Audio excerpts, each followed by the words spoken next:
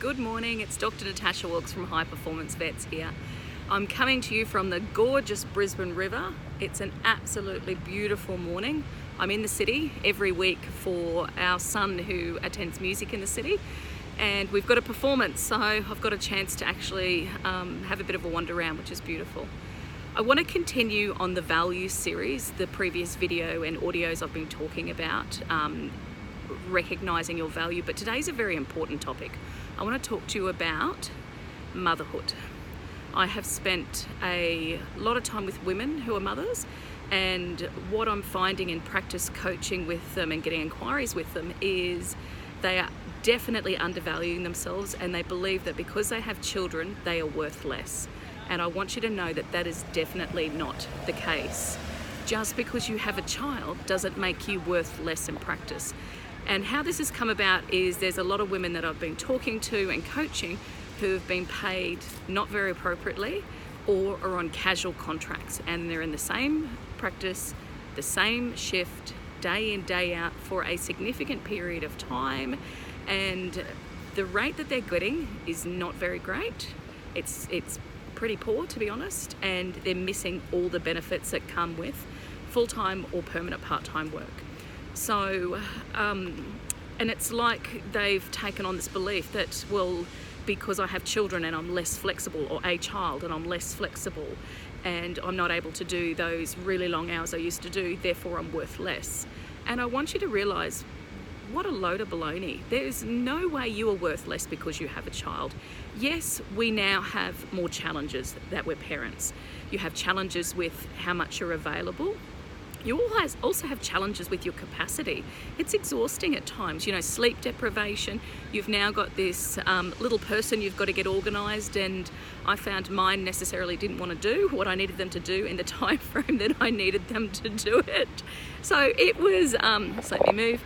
It became a bit more challenging, but I never saw myself as worth less when I became a mother. I actually saw myself as being worth more because I got it. I actually got it then. I got the fears, I got the worries, I got the anxiety that people who had pets had, because now as a mother, I had those same worries about taking my children to the doctor, or when they were sick, and do I go, do I not go, what do I do, how are they going to handle them, and especially I had my daughter in hospital with pneumonia at one point, and you know, the medical, you know, the hospital and the medical team were fantastic, but I can get that it's a very stressful experience. So we need to appreciate how stressful it can be for pet owners bringing their pets in. I also got how challenging it was to get the child in the car seat with the pram and everything you needed, and then park and get them out of the car, find a car park where you could actually get the doors open, get the pram out and get where you needed to be. It was sometimes like a military exercise, and then I had two. So just because you're a mother does not make you worthless. So again, you need to go through the previous video and the audios where I talk about recognizing your value, doing the exercises to recognize your value. But just because you're a mother, you are not worth less. Yes, you may not have the same amount of availability. Sometimes we are absolutely exhausted, and I get that, but that does not make you worth less. So you need to work out, again, your knowledge, your skills, your experience. What do you bring to the table now? And look, I get it, daycare. I didn't realise in my first job, I came back to work after 7 months, when my son was 7 months old. And I actually drove an hour to get to where I was employed, and I just was doing 1 day a week. But I didn't realise that most daycares close at 6 o'clock.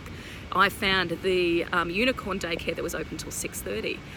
So it was only when I had my daughter, and then trying to find childcare that would be open past 6 o'clock was a challenge. But it was different for me. I had left and done my coach training, so I wasn't in full-time employment when I was pregnant, and I didn't want to go back to full-time employment. That's what worked for me. I had a husband who was away for weeks on end, and I was by myself with no family around. So you've got to work out what works for you and your capacity. I know we think we have a lot of capacity, and we do pre-children, and sometimes we have a lot of capacity post-children, but there are challenges. There's sleep deprivation, sick children. So what worked for me, my capacity, is I did 1 long day per week. That was enough for the income I needed. I minimised my childcare costs, which was really important. So it's working out what it is for you. You know, for me it was an 8 till I think 5:30 shift. For you it might be doing a 9 till 3 or a 9 till 5, or you might just do an afternoon shift. I didn't find getting up and getting them ready too hard, but again, it was a challenging exercise. You know, by the time I'd got to work, I'd usually been up for a good 3 hours before that, getting the kids ready, driving to childcare, and then driving back to work. So I think you have to recognise what works for you. The second child certainly made things much more challenging for me. It's because then I had to have 2 children to get ready. But I just want you to remember that just because you have a child doesn't make you less valuable. There's so many things I think we bring to practice after having children. For me, I was a lot more understanding, a lot more empathetic, more compassionate. And I was already compassionate and understanding before, but I got it. I got those fear and frustrations, which allowed me to build those stronger connections with clients and allowed me to appreciate the fears and their worries, which allowed me to reassure them as well. So I think I was much more of an asset once I have children or had children. I've never seen myself as a liability. And that's what you need to do. You need to look at the skills that you bring to practice and how valuable they are to the practice, to your practice and to your clients. And you need to value them, and you need to see yourself as an asset to practice. And that's what impacts your satisfaction with practice, but also it impacts your income. Do not accept these casual days if you aren't being paid appropriately. You know, what I've seen some of these women being paid, it's ridiculous. Because remember, if you're casual, there's no sick pay, there's no holiday pay, there's no benefits, there's no CPD leave. So you're covering the cost of all of that yourself. Therefore, you need to be paid appropriately. So whatever you believe you should be paid, you need to be paid more to cover losing all those benefits. So have a think about it. Now, if this is something you want to work on, I do have my Income Accelerator program starting at the end of June. I'd highly recommend joining it. We discuss all of these things. We spend 3 weeks, 3 modules on your confidence. Then we spend another 3 modules on communication, building client relationships, and consult technique. And the final 2 modules are on salary negotiation and productivity stress management. So that's one section of the program. The other section is recovering lost charges, because we all know that your income, one of the determinants of your income is what you are generating in turnover, and that is really important as well. So I talk about why we commonly miss charges, why we commonly undercharge, and the whole program is about improving those skills.